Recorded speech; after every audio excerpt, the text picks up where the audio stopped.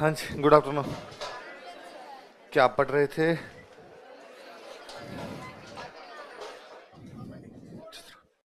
Modern वाले पढ़ रहे थे ना? सुनाओगे थोड़ा? चलो, कल कल वाला सा पूछ लो, है ना?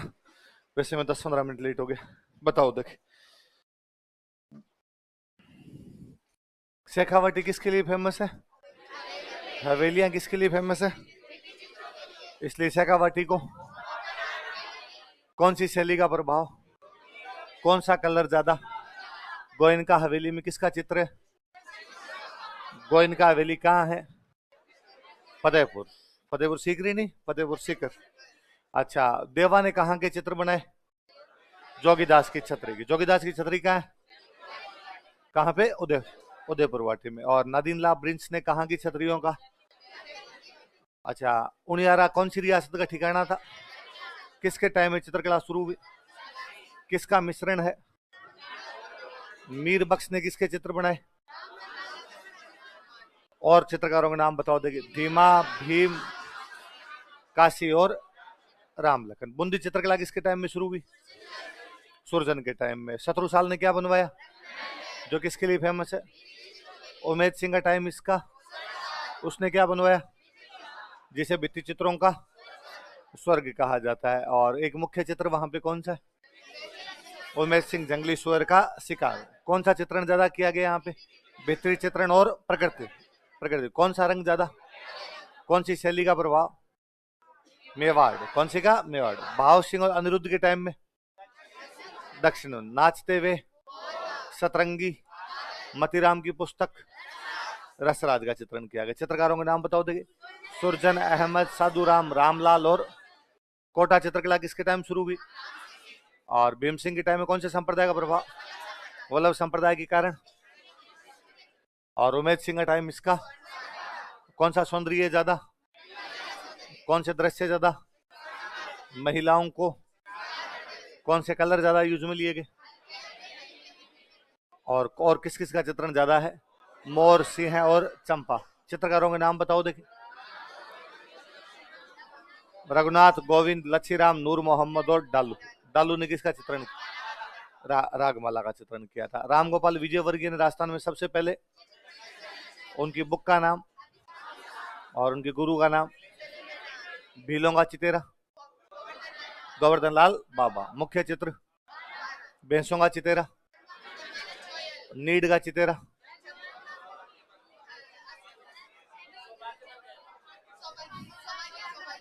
सौभाग्य, सुहान का चितेरा, जगमोहन। इनर जंगल किसका चित्र है? ज्योति स्वरूप, the master of nature and living object. Rajasthani प्रभाव किसके चित्रों में ज्यादा है? बोर सिंह शेखावत। महाराणा प्रताप के चित्र किसने बनाए? कुंदन लाल मिस्त्री। और उनको देख के कहाँ के थे वो? त्रावणकोर। कहाँ के थे? इन्हें भारतीय चित्रकला का। इतनी बातें बड़ी। लास्ट पन्ना निकालो देखे। लास्ट पन्ना निकालो, लास्ट एकदम। आपके रजिस्टर का लास्ट पन्ना निकालो फटाफट। 5 मिनट में से राजस्थान चित्रकला की विशेषताएं लिखो। लास्ट पन्ने में राजस्थानी चित्रकला की विशेषताएं मैंने सारी अलग अलग बताई है। कॉमन बातें निकालो क्या क्या है। 5 मिनट का टाइम है, फिर मैं लिखवाता हूँ।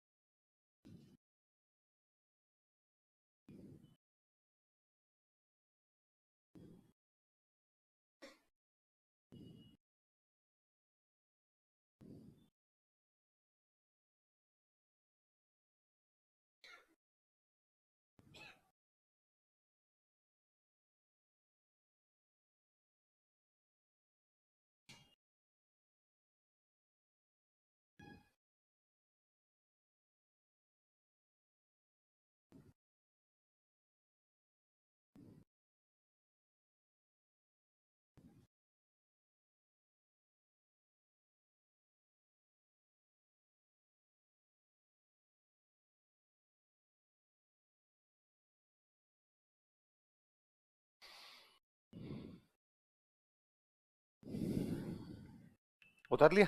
चलो कोई नहीं, लो आप लिखो, मैं लिखवाता हूँ, वो लिखो, मिला लेंगे आप वाले मेरे वाले।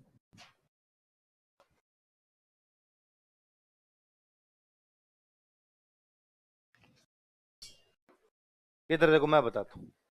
एक तो अपनी चित्रकला की विशेषता है डाइवर्सिटी। क्या विशेषता है? अच्छा, डाइवर्सिटी किस बात की? डाइवर्सिटी अपने यहाँ सब्जेक्ट की। किसकी? डाइवर्सिटी अपने यहाँ कलर की। डाइवर्सिटी अपने यहाँ लोक जीवन की।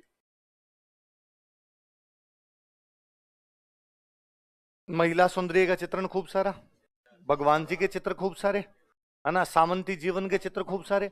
अलग अलग प्रकार के सब्जेक्ट हैं, अलग अलग कलर है, ये नहीं कि केवल लाल, लाल पीला हरा नीला केसरिया, जितने रंग यूज में ले सकते थे सारे लिए। लोक जीवन मतलब मनुष्य के जीवन से संबंधित, मृत्यु से संबंधित, बूढ़ों से संबंधित, बच्चों से संबंधित, महिलाओं से संबंधित। एक लोक जीवन में जितनी चीजें हो सकती है वो सारी है। ये भी नहीं कि वो यूं रैंडम हमने कोई पेंटिंग उठा ली। जो भी पेंटिंग है वो देश काल और परिस्थिति के अनुसार है। किसके अनुसार है?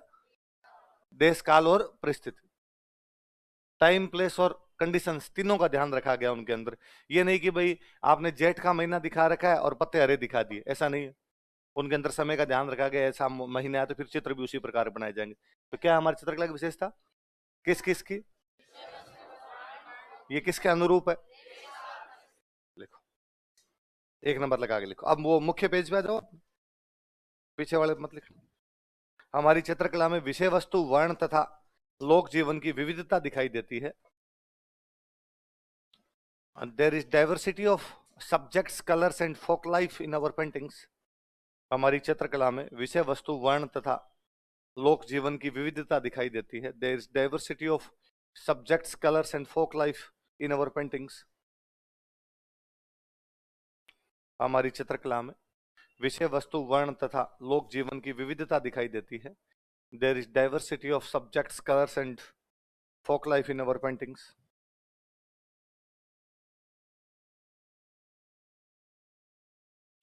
विषय वस्तु वर्ण तथा लोक जीवन की विविधता दिखाई देती है तथा यह देश काल एवं परिस्थिति के अनुरूप है। And it is according to time place and circumstances या कंडीशंस। तथा यह देश काल एवं परिस्थिति के अनुरूप है। And it is according to time place and circumstances. देश काल एवं परिस्थिति के अनुरूप है। किसके अनुरूप है? देश काल। एक ये और अपने यहाँ पे पेंटिंग का एक तो भाई मेन फिगर होता है पेंटिंग के अंदर, मुख्य आकृति होती है। एक होता है उसका बैकग्राउंड। ये क्या होता है? पृष्ठभूमि। इन दोनों में कोऑर्डिनेशन है। ये नहीं कि भाई आगे कुछ ही पेंटिंग बना दिया आपने, पीछे कुछ ही पेंटिंग बना दी ना। इनके अंदर क्या दिखाया गया? कोऑर्डिनेशन दिखाया गया, सामंजस्य दिखाया गया। लिखो, हमारी चित्रकला में मुख्य आकृति तथा पृष्ठभूमि में सामंजस्य दिखाई देता है। There is proper coordination between main figure and background in our paintings. हमारी चित्रकला में मुख्य आकृति तथा पृष्ठभूमि में सामंजस्य दिखाई देता है। There is proper coordination between main figure and background in our paintings. मुख्य आकृति तथा पृष्ठभूमि में सामंजस्य दिखाई देता है। तो आगे भगवान कृष्ण की पेंटिंग है, पीछे गायें चल रही है, तो ध्यान रखा उसका पूरा बैकग्राउंड का एकदम।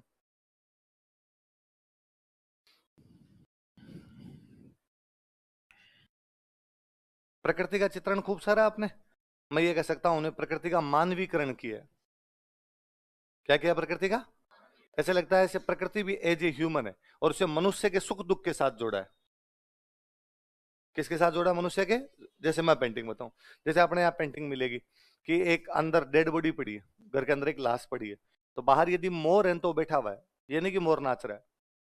हमने कहा भाई ये भी हमारे घर का सदस्य है और इसको भी उतना ही दुख होता है जितना बाकी सदस्यों को हो रहा है। बाहर यदि पेड़ है तो पेड़ के पत्ते झुके हुए हैं, पेड़ खिलता हुआ दिखाई नहीं देगा। फूल है तो फूल भी झुके हुए मिलेंगे, मुरझाए हुए फूल मिलेंगे। इसका मतलब प्रकृति किसके समान बिहेव कर रही है? किसके साथ जुड़ रही है? मनुष्य। पहले बड़ी बात देखो, हमारी चित्रकला में प्रकृति का मानवीकरण किया गया है। Nature is personified in our paintings. Nature is personified in our paintings. हमारी चित्रकला में प्रकृति का मानवीकरण किया गया है तथा इसे मनुष्य के सुख दुख के साथ जोड़ा गया है। And it is associated with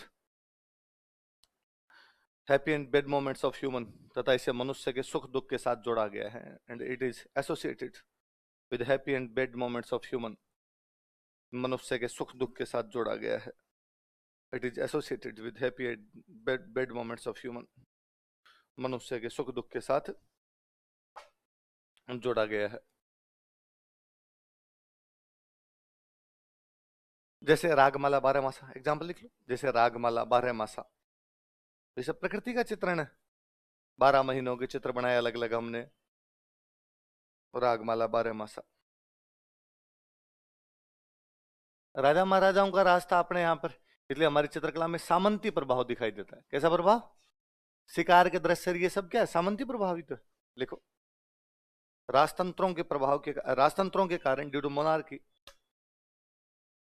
राजतंत्रों के कारण ड्यू टू मोनार्की हमारी चित्रकला में सामंती प्रभाव दिखाई देता है। फिडलिस्टिक influence is visible in our paintings. फिडलिस्टिक influence is visible in our paintings. हमारी चित्रकला में सामंती प्रभाव दिखाई देता है, सामंती प्रभाव दिखाई देता है। जैसे शिकार के दृश्य, लाइक हंटिंग सीन्स, जैसे शिकार के दृश्य, लाइक हंटिंग सीन्स।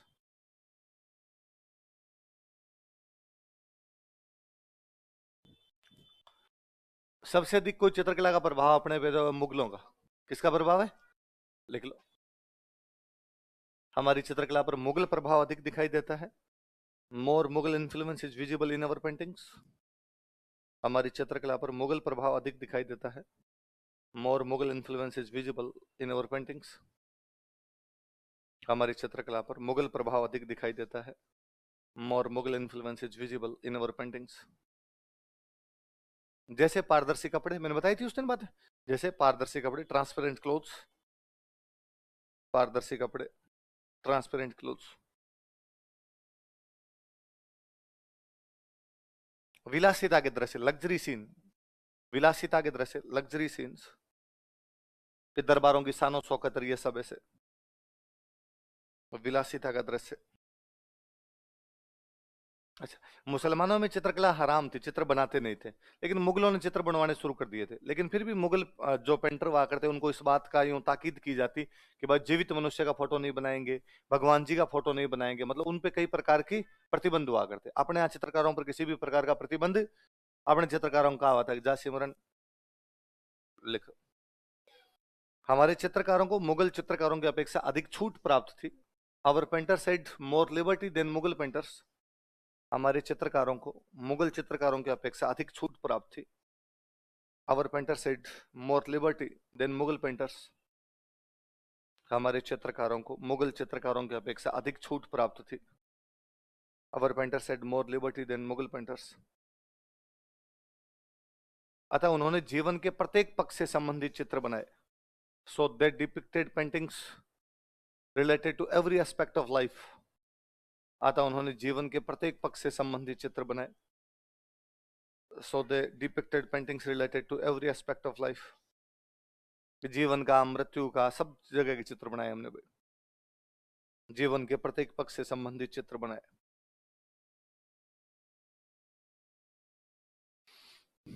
राजा महाराजाओं का राज था, तो महलों में और हवेलियों में भित्ति चित्रण ज्यादा है। कौन सा ज्यादा है? भित्ति चित्रण। लिख लो, महलों तथा हवेलियों में भित्ति चित्रण अधिक दिखाई देता है। More mural paintings were depicted in palaces and havelis, महलों तथा हवेलियों में भित्ति चित्रण अधिक दिखाई देता है। More mural paintings were depicted in palaces and havelis. मंदिर और मठ जितने भी थे उनमें धार्मिक चित्रण किया गया। कैसा चित्रण किया गया? धार्मिक। वल्लभ संप्रदाय वाले चित्र है अपने पास, लिख लो, मंदिरों तथा मठों में, इन टेम्पल्स एंड मोनेस्ट्रीज,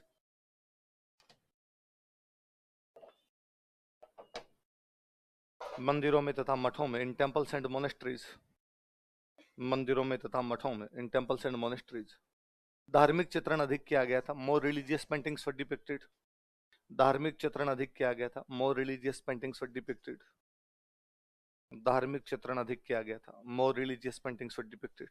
जैसे पिछवाई, लिख लो, जैसे Pichwai, like Pichwai,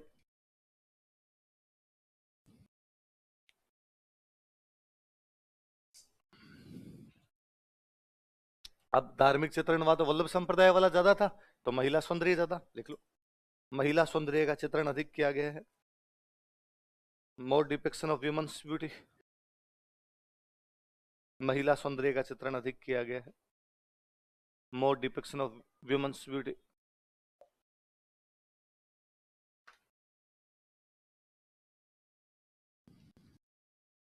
is visible in our paintings. More depiction of women's beauty is visible in our paintings.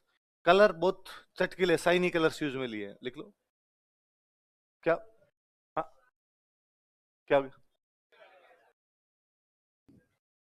कबूतर आ गया? कट गया? कट जाएगा तो पंखे बंद कर दो। तो पंखे तो बंद करने हैं। मुझे लगा भगवान जाने क्या हो गया। अरे ये खोल दो। अच्छा, इनमें जाली है। हाँ तो ये रहने दो, उधर से निकल जाएगा बेचारा। संदेश संदेश लेने आया होगा किसी। देखो, चटकीले रंगों का प्रयोग अधिक किया गया। मोर शाइनी कलर्स आर यूज्ड। चटकीले रंगों का प्रयोग अधिक किया गया। मोर शाइनी कलर्स आर यूज्ड। चटकीले रंगों का प्रयोग अधिक किया गया। मोर शाइनी कलर्स आर यूज्ड। कितने पॉइंट हो गए? वाह, तो 100 शब्द तो लिख लोगे। मुख्य मुख्य विशेषताएं आ गई, ऐसी आपने लिखी होगी कुछ सारी बातें आ गई। चलो, आपने नहीं लिखी ऐसे? है? 5 6 लिख, चलो जीती कोई नहीं। कुछ आप वाली मेरे वाली मिल गई होगी, 4 5 तो मिल गई होगी। ठीक है, तो 5 मिनट में इतना दिमाग लगा खूब है तो अपने क्या है। मैं और बताता हूँ, देखो। अपनी पेंटिंग पे खूब सारे लोगों ने रिसर्च किया। जैसे एक बंदे हुए मोती चंद्र। कौन बंदे? मोती। एक बंदे श्रीधर अंधारे, याद है? एक बंदे आर के वशिष्ठ। कौन है? इन्होंने मेवाड़ की चित्रकला पे रिसर्च किया। कौन सी चित्रकला पे? पेंटर नहीं है, याद रखना, ये पेंटर नहीं है। इन्होंने अपनी पेंटिंग पे क्या किया? रिसर्च। कौन कौन? मोती चंद्र, श्रीधर अंधारे, आर के वशिष्ठ। किस पे किया? दो बंदे आपके एरिक डिक्सन और एक फैयाज अली। कौन कौन दो बंदे बताओ देखिए? एरिक डिक्सन और फैयाज। इन्होंने किशनगढ़ की पेंटिंग पे किया। किस पे किया? इसलिए अपने पढ़ते भी है कि एरिक डिक्सन ने कहा था कि बनी ठनी भारत की मोना। 3 बंदे और। एक बंदे का नाम है प्रमोद, प्रमोद शर्मा। एक बंदे का नाम है WG आर्चर। एक बंदे का नाम है ब्रिजेंद्र सिंह। ये प्रमोद चंद्र, ये प्रमोद चंद्र, WG आर्चर और ब्रजेंद्र सिंह। इन्होंने हाड़ौती की चित्रकला पे किया। किस पे किया? अब कोई आपसे ऐसा सवाल पूछ लेगा, इनमें से कौन से व्यक्ति ने हाड़ौती की चित्रकला पर अध्ययन नहीं किया था? प्रमोद चंद्र, WG आर्चर, ब्रजेंद्र सिंह, श्रीधर अंधारे।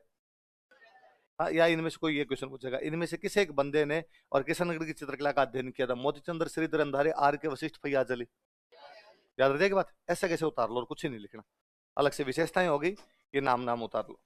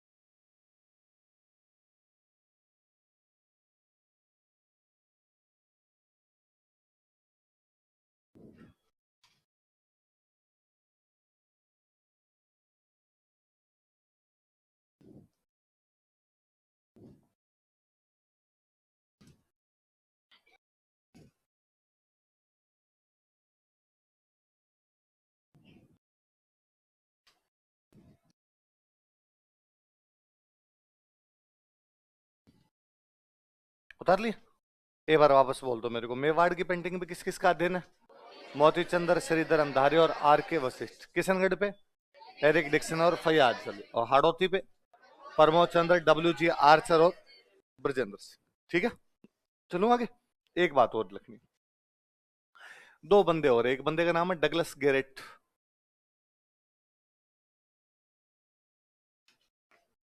क्या नाम बंदे का?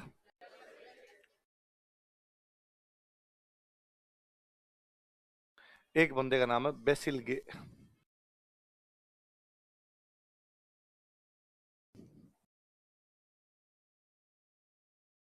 कौन कौन दो बंदे नाम बताओ देखिए। इन दोनों ने ये बताया कि मेवाड़ जो है ना वो चोर 85 का शैली का,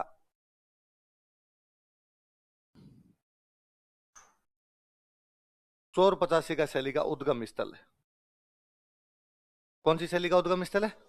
मैं बता देता हूं क्या होगी, एक बार याद करो अपने। कौन सी शैली का उद्गम स्थल है? कौन कौन?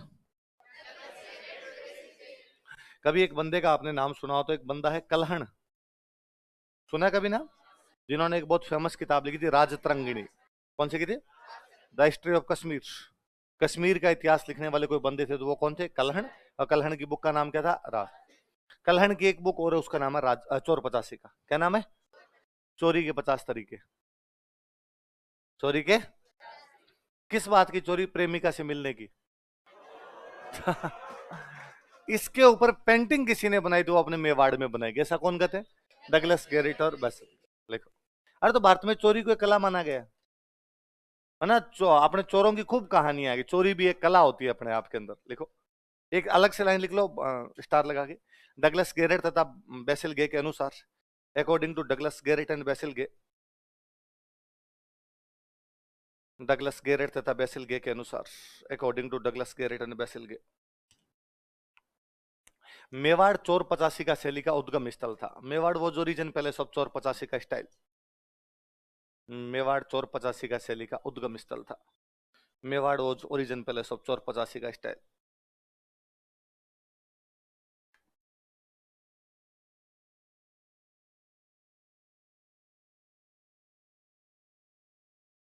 चोर 85 का शैली का उद्गम स्थल था। ठीक है, ये हो गई भाई अपने चित्रकला पूरी। नया टॉपिक पढ़े?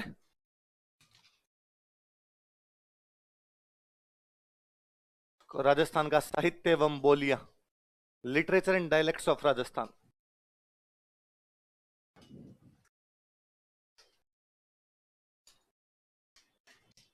राजस्थान का साहित्य एवं बोलियां, literature and dialects of Rajasthan.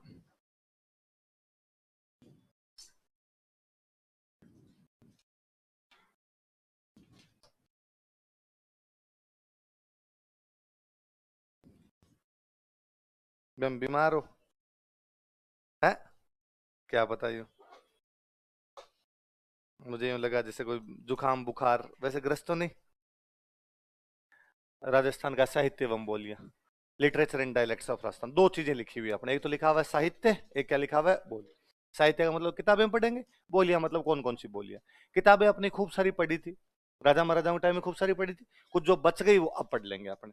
पर साहित्य किसी भी भाषा का होता है, तो उस भाषा में विकास कैसे हुआ भाषा का, मैं थोड़ा सा वो बताता हूँ। सुनो देखो इधर, आपने एंशियंट थोड़ी बहुत पढ़ी होगी, तो आपने एंशियंट में सबसे पहले पढ़ी सिंधु घड़ी सभ्यता, पढ़ी आपने? पर आपने पढ़ा कि सिंधु घड़ी सभ्यता के लोग जो लिख के गए उसको अभी तक हम पढ़े, तो इसका मतलब सिंधु घड़ी सभ्यता के लोगों की भाषा को हम जानते नहीं।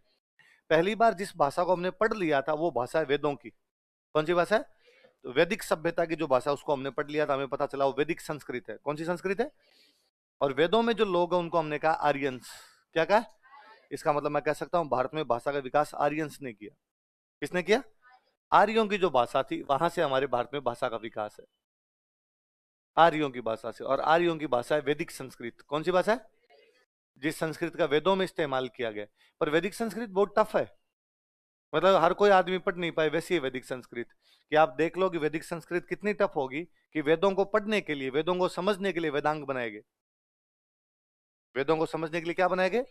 पढ़े होंगे आपने कि वेदांग की रचना की गई थी। क्यों की गई वेदांग की रचना? वेदों को समझ। आप यूं समझ लीजिए कि मैंने आपको नोट्स लिखवा दिए, फिर नोट्स को समझने के लिए नोट्स और हो। हाँ ना, शॉर्ट नोट। नहीं, शॉर्ट नोट्स तो नोट्स के नोट्स ही होते हैं। एक में एक नोट्स और हो जिसमें बताया जाए कि नोट्स पढ़ने कैसे हैं। नोट्स पढ़ने भी तो आने चाहिए। तो वैदिक संस्कृत को समझने के लिए या वेदों को समझने के लिए जो ग्रंथ लिखे गए वो क्या कहलाते हैं? वेदा। किसी भी भाषा के दो रूप होते हैं, एक वह रूप जिसमें वह लिखी जाती है, एक वह रूप जिसमें वो बोली जाती है। बोलने का रूप हमेशा अलग होता है, लिखने का रूप क्या होता है? जैसे मैं अभी आपसे पूछूं कि यार कितना टाइम हो गया, तो आप फटाफट दे दो यार सर 1:45 हो गए। बुरा नहीं लगता ना आपको? कितना टाइम हो गया मैंने बोला। क्या ये सेंटेंस लिखा जा सकता है क्या, कितना टाइम हो गया?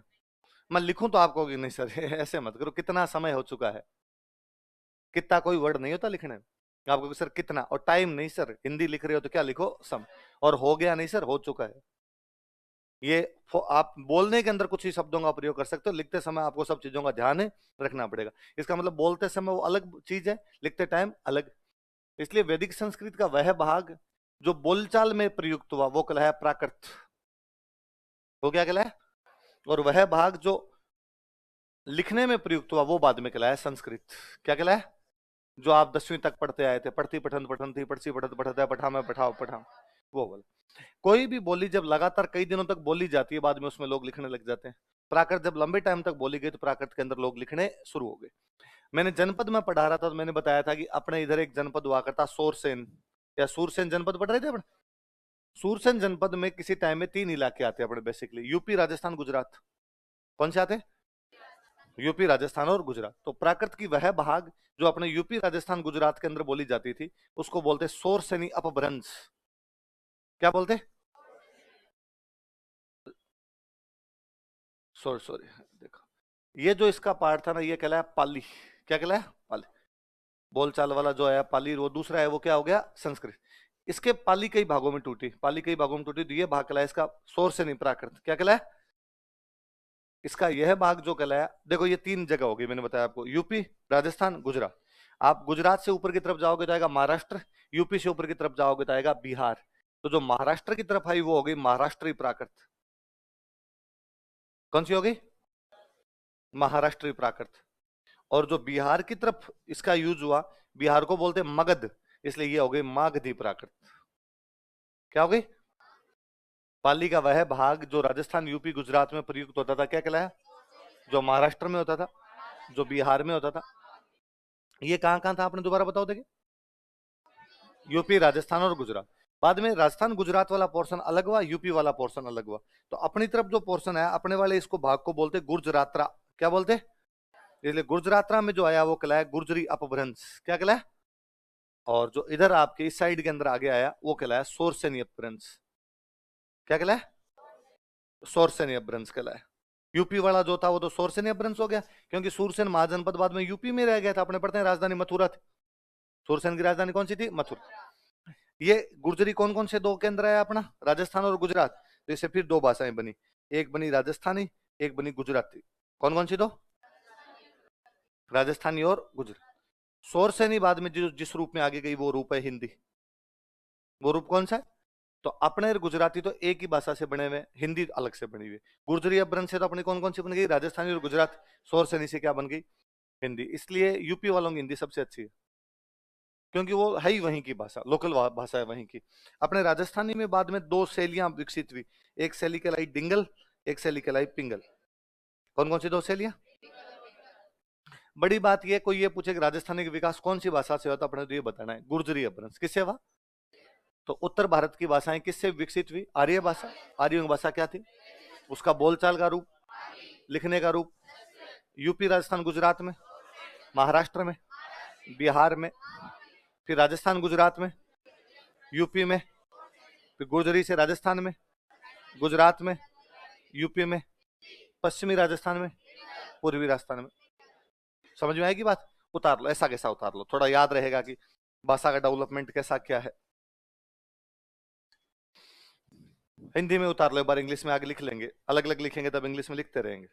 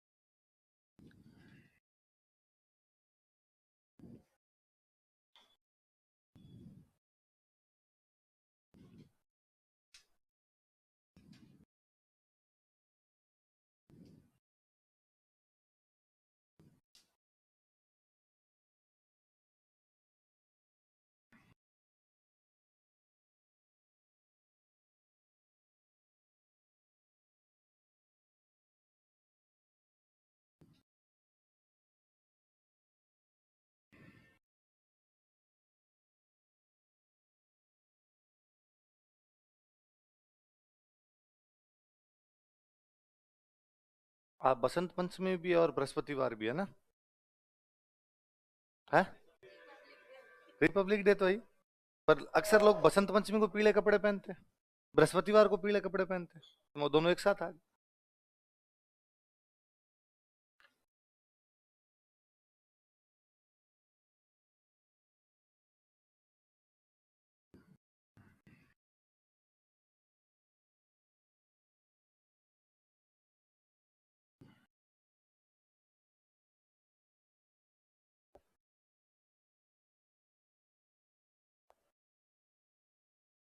अपने याद ये रखना कि राजस्थानी के विकास कौन सी भाषा से हुआ? गुर्जरी अपभ्रंश। किससे हुआ? अपने नॉर्थ इंडिया की सारी भाषाएं आर्य भाषा है, साउथ इंडिया की सारी भाषाएं द्रविड़। कौन सी है? इसलिए नॉर्थ इंडिया की सारी भाषाएं आपस में मिलती है। थोड़े शब्दों में अंतर मान लो, बाकी अपने सबकी समझ जाते हैं। लेकिन साउथ वालों की आप मरी नहीं समझ पाओ, है ना? क्या बोलते हैं क्या लिखते हैं कुछ नहीं समझ पाओ। आप गुजराती लिखी हुई पढ़ लोगे, आपको समझ में आ जाएगा इसने क्या लिख रखा। आप मराठी लिखी हुई पढ़ लोगे, पर साउथ इंडिया वालों को कन्नड़ लिखे देखे, अपने कुछ नहीं पता चले क्या लिख गए। या कोई मलयालम बोले देखे। पंजाबी मूवी है, आप बिना सबटाइटल के देख लो। गुजराती मूवी है, आप बिना सबटाइटल के देख लो। साउथ वाले नहीं देख पाते, वो क्या बोल रहे हैं अपने को सबटाइटल देखने ही पड़ते हैं बाद में उसके। उतार लिया। अपने बेसिकली बात है कि राजस्थानी की दो शैलियां विकसित हुई, एक डिंगल और एक कौन सी भी पिंगल। इनमें क्या मोटा मोटा अंतर है लिख लो। डिंगल तथा पिंगल में अंतर, डिफरेंस बिटवीन डिंगल एंड पिंगल। एक तरफ लिख लो डिंगल, एक तरफ लिख लो पिंगल। डिंगल पिंगल भाषाएं नहीं है, डिंगल पिंगल लिखने की स्टाइल है, शैलियां थी दो। मोटे तौर पर जो पश्चिमी राजस्थान में साहित्य लिखने का तरीका था वो कौन सा था? डिंगल। और पूर्वी राजस्थान में कौन सा था?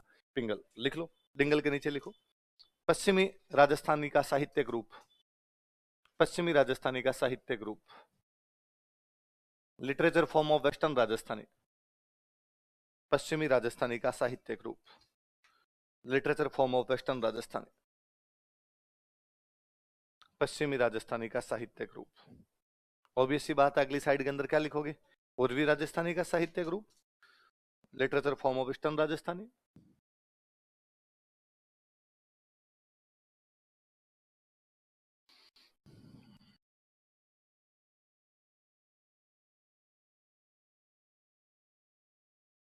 इसका जो ज्यादातर साहित्य है वो चारण राइटर्स द्वारा लिखा गया, इसलिए आप कह सकते हो चारण साहित्य। तो कोई पूछेगा भाई डिंगल में कौन सा साहित्य ज्यादा लिखा गया, तो कौन सा था? चारण। चारण लिटरेचर लिख लेना। इधर वाला ज्यादातर लिखा गया भाट, तो ये भाट साहित्य, भाट लिटरेचर और चारण लिटरेचर। कोई पूछेगा भाई भाट लेखकों द्वारा अधिकतर साहित्य कौन सी शैली में लिखा गया, तो कौन सी शैली में? पिंगल। चारण लेखकों ने अपना साहित्य अधिकतर किस में लिखा, तो किस में लिखा?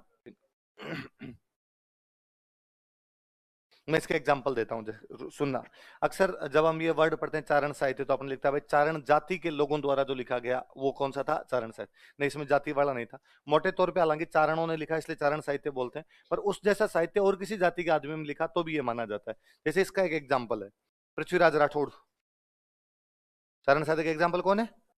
पृथ्वीराज राठौड़। और पृथ्वीराज राठौड़ की बुक मैंने लिखवा रखी है आपको, वैली कृष्ण रुक्मणी लिखवाई थी। तो मैंने तब भी बताया था डिंगल शैली और उत्तरी मारवाड़ी में बताई थी, तो एग्जाम्पल लिख लो इसका नीचे, वैली कृष्ण रुक्मणी।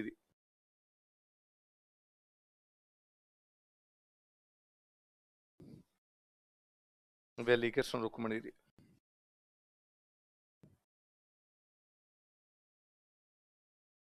भाट साहित्य का एग्जाम्पल चंद बरदाई।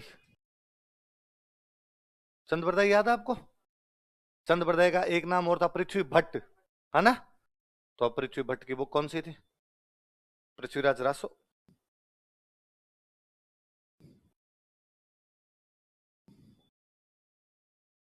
पृथ्वीराज रासो।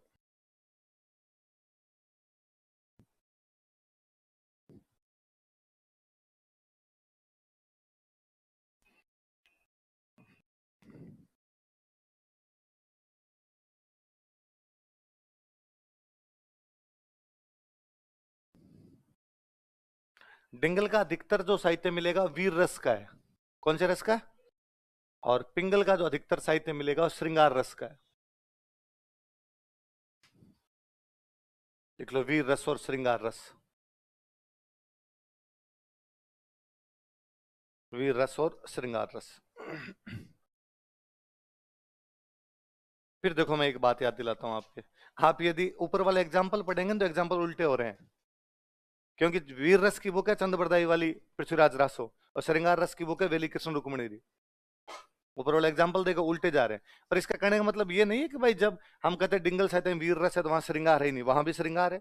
और जब आप कहते हो कि इधर श्रृंगार है, इसका मतलब वीर रस नहीं, यहाँ भी वीर रस है। पर बड़ा जो एग्जाम्पल मिलता हुआ है कि चरण साहित्य में या डिंगल में ज्यादातर कौन सा रस है, वीर रस, और इधर कौन सा है। इसका मैं एक बड़ा सा एग्जाम्पल बताता हूँ। पश्चिमी राजस्थान बॉर्डर के ऊपर है पूरा का पूरा। नॉर्थ ईस्ट से वेस्ट से जितने भी अटैक हुआ करते थे वो पश्चिमी राजस्थान के बीच में से होते। लड़ाइयां ज्यादा होगी तो इसलिए कौन सा आएगा, पूर्वी राजस्थान मथुरा के पास में पड़ता है। मथुरा के पास में पड़ेगा तो उधर आपकी जो जितनी भी होगी भगवान कृष्ण पेन बनाए जाएंगे, राधा कृष्ण पर जब भी आएगा तो क्या आएगा, श्रृंगार रस। तो वो मैं हमेशा ही सोचता रहता हूँ कि यार पश्चिमी राजस्थान साइड में लोग नारे भी लगाते हैं तो इस प्रकार नारे लगाएंगे, पत्थर को कर दे पानी माँ भवानी माँ भवानी, युद्ध टाइप के नारे है ना। आप भरतपुर साइड में जाओगे इधर बंसी वारे की जय, राधा रानी की जय, है ना। श्रृंगार रस झलक रहा है अपने आप ही उधर आ रहा है। तो ये इधर ब्रिज का प्रभाव था। अपने इधर इसमें गुजराती प्रभाव आ जाता है। कौन सा प्रभाव आता है, जैसे आप जालोर सिरोही की तरफ जाओगे तो कौन सा प्रभाव आएगा, गुजरात, तो लिख लो गुजराती प्रभाव। इसलिए गुजरात में भी डिंगल होती है। और इधर इधर पे लिख लो आप ब्रिज प्रभाव, ब्रिज इन्फ्लुएंस।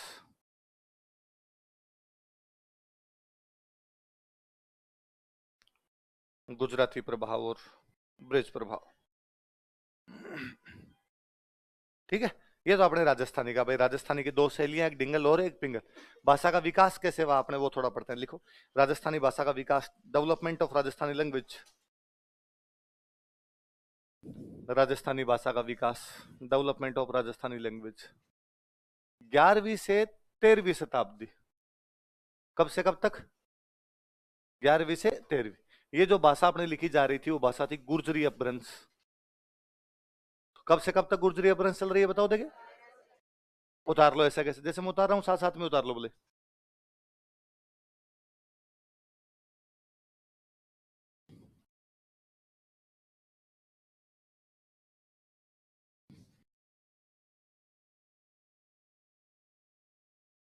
13वीं से 16वीं शताब्दी तक जो अपने भाषा चल रही थी वो थी प्राचीन राजस्थानी, इंग्लिश में लिख लेना एंशियंट राजस्थानी,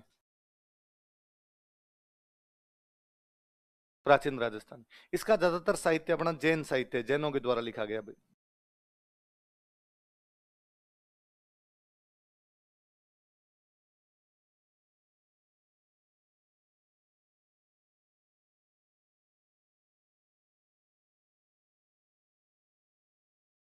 16वीं से 18वीं शताब्दी तक जो लिखी गई किताबें अपनी, वो अपना मिडिवल राजस्थानी है, मध्यकालीन राजस्थानी। इसमें जो ज्यादातर मिलता है वो चारण साहित्य।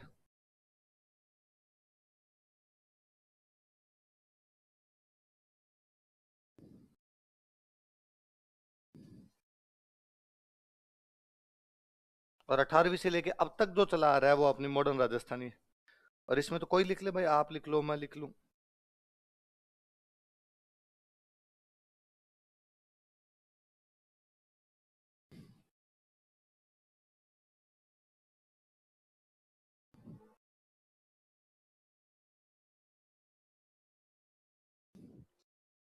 तो 11वीं से 13वीं शताब्दी क्या चल रहा था अपना, गुर्जरी अपना। 13वीं के बाद हम अलग होने लग गए, 13वीं से 16वीं तक कौन सा रहा हमारा, और प्राचीन राजस्थानी में कौन सा साहित्य ज्यादा लिखा गया। इसलिए आप पुराने राजस्थान की सारी किताबें पढ़ लो जैनों की, हेमरतन सूरी, नयन चंद्र सूरी, नाम पढ़ते हैं ऐसे। वो सूरी वाले सारे राइटर कौन है, जैन। 16वीं से 18वीं के बीच में कौन सा था, मध्यकालीन। इसमें कौन सा साहित्य है, आप और नोटिस करो, आपने सारे युद्ध 16वीं से 18वीं के बीच में, बड़े बड़े जो भी हल्दी घाटी है, दिवेर है, खानवा है, गिरी सुमेल है, मथिरे की राड है, राज सिंह औरंगजेब वाली लड़ाइयां है, सारी की सारी इस शताब्दी के बीच में। जिनमें युद्धों की टाइम होगा तो कौन सा रस आएगा, वीर रस। वीर रस में कौन सा साहित्य होगा, चारण। अब तो आप और मैं कोई लिख ले, सब प्रकार का चल रहा है। बाकी कल पढ़ेंगे।